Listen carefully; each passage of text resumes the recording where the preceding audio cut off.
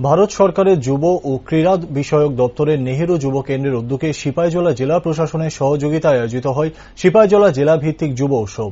বৃহস্পতিবার বিশালগড় অফিস টিলা নতুন টাউন হলে অনুষ্ঠিত হয় উক্ত অনুষ্ঠানটি।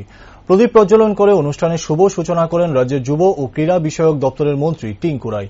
তাছাড়াও উপস্থিত ছিলেন বিধায়ক সুশান্ত দেব, বিধায়িকা অন্তরা সরকার দেব, নেহেরু যুব কেন্দ্রের পশ্চিম জেলা কোঅর্ডিনেটর কুণাল গৌতম সহ অন্যান্যরা। উক্ত অনুষ্ঠানে সিপাহীজলা জেলার বিভিন্ন বিদ্যালয়ের ছাত্রছাত্রীরা অংশগ্রহণ করেন। বক্তব্য রাখতে গিয়ে মন্ত্রী টিঙ্কু রায় রাজ্যকে নেশার করাল গ্রাস থেকে রক্ষা করার জন্য যুব সমাজকে এগিয়ে আসার আহ্বান করেন। পাশাপাশি যুব সমাজকে জব শিকার না হয়ে জব ক্রিয়েটর হওয়ারও উপদেশ দেন।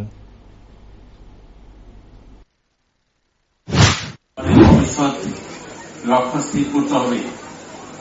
মাননীয় জেলা শাসকের এক দুটা কথাকে আমি এগিয়ে নিয়ে যেতে চাই। ভারতবর্ষ অনেক এগিয়ে চলছে, আমরা সবাই জানি। দেশ স্বাধীনতার 75তম বর্ষপূর্তি উদযাপন চলছে গোটা দেশ ব্যাপী। আমরা আমাদের রাজ্যের পূর্ণতা পেয়েছি, 50 বছর পূর্তি হয়েছে।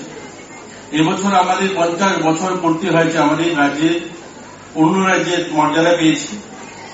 আমরা যদি আমাদের রাজ্যকে দেখি আর গোটা দেশকে দেখি, আমরা একটু পিছিয়ে ছিলাম একটা লম্বা সময়। কারণ আমরা যদি দেখি আমাদের ধর্মনগর অর্থাৎ উত্তর জেলায় অবিভক্ত নর্থ জেলায় রেলগাড়ি এসেছিল 1964 সালে, আর সেই রেল 24 বছর সময় লাগে কুমারঘাট 30 কিলোমিটার রেল আসতে। আর তার পরবর্তীতে সেটা 2014 সালের পর প্রধানমন্ত্রী নরেন্দ্র মোদীজির নেতৃত্বে 400 কিলোমিটার বদলপুর থেকে সাবরুম অব্দি 100 কিলোমিটার নতুন রাস্তা এবং বাকিটা ব্রডগেজ করা হয়।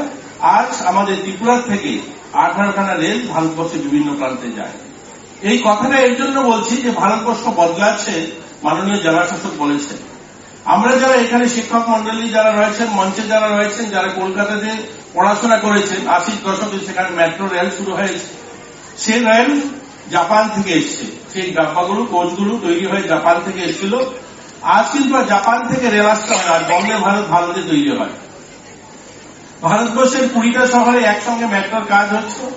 এই 20টা শহরে মেট্রো আমাদের ভারতে তৈরি হয়। আজ ভারতবর্ষের যুবরা, ভারতবর্ষের ইউথরা গোটা পৃথিবীতে